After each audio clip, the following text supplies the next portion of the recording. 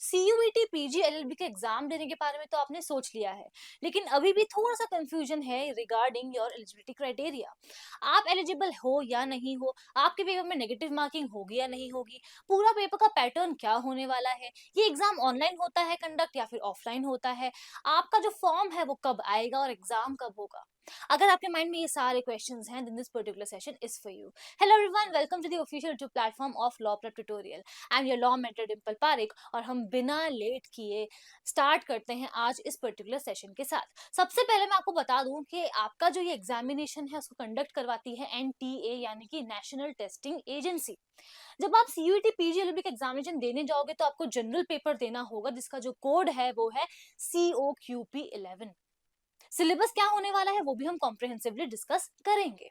Apart from that बहुत से बच्चों का ये सवाल होता है कि क्या ये एग्जामिनेशन हिंदी में भी होता है। जी हाँ, जैसे कि क्लैट का एग्जाम होता है, it is conducted only in English language, लेकिन सीयूईटी पीजीएलएलबी का एग्जामिनेशन इंग्लिश में भी कंडक्ट होता है और हिंदी में भी होता है। तो इट डिपेंड्स अपॉन यू कि आपको कौन सी लैंग्वेज चूज करनी है।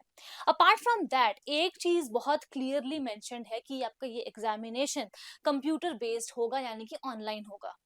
तो आप में से जितने भी लोग हैं जिनको प्रैक्टिस नहीं है कंप्यूटर कैसे यूज करते हैं या कंप्यूटर पे कैसे हम प्रैक्टिस करते हैं, एग्जामिनेशन देते हैं, आपको सजेस्ट किया जाता है या एडवाइस दिया जाता है कि एग्जाम से पहले ऐसी प्रैक्टिस एक बार जरूर से कर लें ताकि एग्जाम वाले दिन हमें कोई भी प्रॉब्लम ना आए। अब हम आते हैं कि डेट्स क्या होने वाली है, आपका जो फॉर्म है वो कब आएगा और आपका एग्जामिनेशन कब होगा। तो आप यहाँ पर क्लियरली देख सकते हैं कि हमारा जो फॉर्म है वो दिसंबर से लेकर जनवरी के बीच में आ जाता है। तो तब हम फॉर्म को फिल करेंगे जब भी फॉर्म आता है, usually in the month of December से लेकर जनवरी के बीच में इट कम्स। और इसके बाद आपका एग्जामिनेशन होगा in the month of March या फिर अप्रैल। तो अभी हमारे पास काफी समय है, हम बहुत सारे सेशंस आपके लिए लेकर आएंगे जहां पर हम कॉम्प्रिहेंसिव आपके लिए वीडियो भी लेकर आएंगे एक रोड मैप का कि कैसे आपको हर मंथ क्या क्या करना है सो दैट आप अपने गोल तक पहुंच पाए। सो आपको चैनल को सब्सक्राइब जरूर से कर लेना है। उसके बाद हम आते हैं एलिजिबिलिटी पे, जिस पे बहुत बड़ा क्वेश्चन उठता है हर बच्चे का कि अगर मैं अभी फाइनल ईयर में हूं तो क्या नेक्स्ट ईयर सीयूईटी का एग्जाम दे दूं। सवाल इतना सा है कि आप सीयूईटी पीजीएलएलबी यानी कि 3 ईयर लॉ करेंगे, राइट। तो 3 ईयर लॉ के लिए पहले आपके पास एक बैचलर्स डिग्री होनी चाहिए। अगर आप फाइनल ईयर में हैं अभी तो आप एग्जाम दे सकते हो, एडमिशन होने से पहले आपको रिजल्ट दिखाना होगा, वो बात अलग है। But if you are a final year graduate student, final year graduation के स्टूडेंट अगर आप हैं तो आप डेफिनेटली एग्जाम दे सकते हैं। आपका एज क्या होना चाहिए, इसमें ये कोई क्राइटेरिया नहीं है, कोई भी एज लिमिट नहीं है।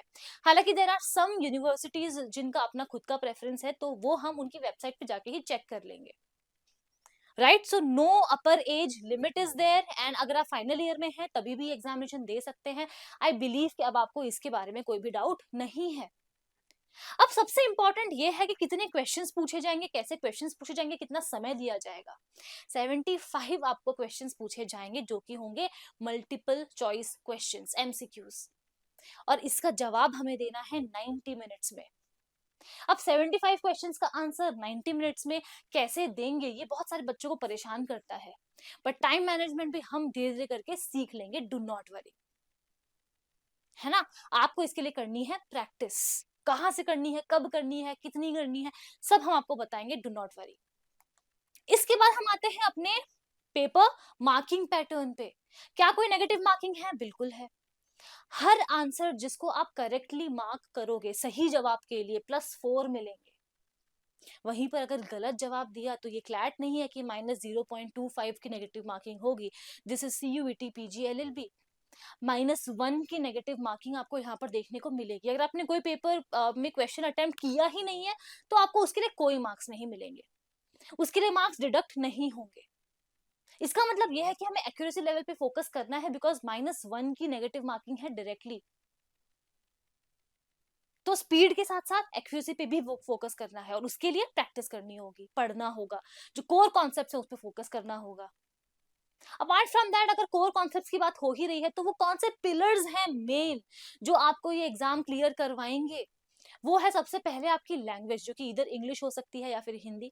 आपको मैथ्स पूछी जाएगी, बेसिक बेसिक लॉजिकल रीजनिंग पूछा जाएगा, बेसिक्स ऑफ कंप्यूटर पूछा जाएगा, और जनरल नॉलेज या फिर जनरल अवेयरनेस भी आपको आनी चाहिए, यानी कि स्टैटिक वाला पार्ट प्लस करंट वाला पार्ट। ये सब कुछ आपको कवर करना है आपके सिलेबस में। इसके बाद हम आते हैं एप्लीकेशन पे। अ लॉट ऑफ टाइम्स बच्चे क्या करते हैं कि प्रिंट आउट ले लिया है एप्लीकेशन का, फिर उसको फिल कर दिया, देन उसको एज अ पोस्ट सेंड कर दिया। आपको ये गलती नहीं करनी है।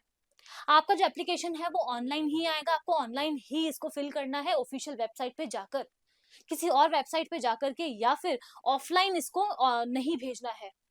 इस बात का हम ध्यान रखेंगे।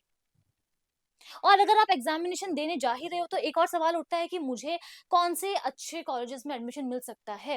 ये एग्जाम से आपको बहुत बड़ी बड़ी सेंट्रल यूनिवर्सिटीज में एडमिशन मिल सकता है, जिसमें सबसे इम्पोर्टेंट बच्चों का जो सपना होता है, ड्रीम कॉलेज होता है, वो होता है डीयू एंड बीएचयू। तो अगर आपको भी डीयू या बीएचयू तक पहुंचना है तो मेहनत करनी पड़ेगी, और हम भी आपके साथ हैं। So do not worry regarding that. आपको बस खाली कंसिस्टेंसी पे फोकस करना है, आपको ये समझना है कि रोज पढ़ना होगा। ऐसा नहीं कि मैंने आज पढ़ाई कर ली फिर एक हफ्ते बाद पढ़ रहा हूँ। अगर अभी से सोच लिया है, अभी से पढ़ना स्टार्ट करिए। आपकी क्या रिक्वायरमेंट्स, आप हमसे क्या चाहते हैं, हम कैसे सेशंस लेकर आए, और please do let us know in the comment section below. Thank you so much everyone, I will see you all in the next session.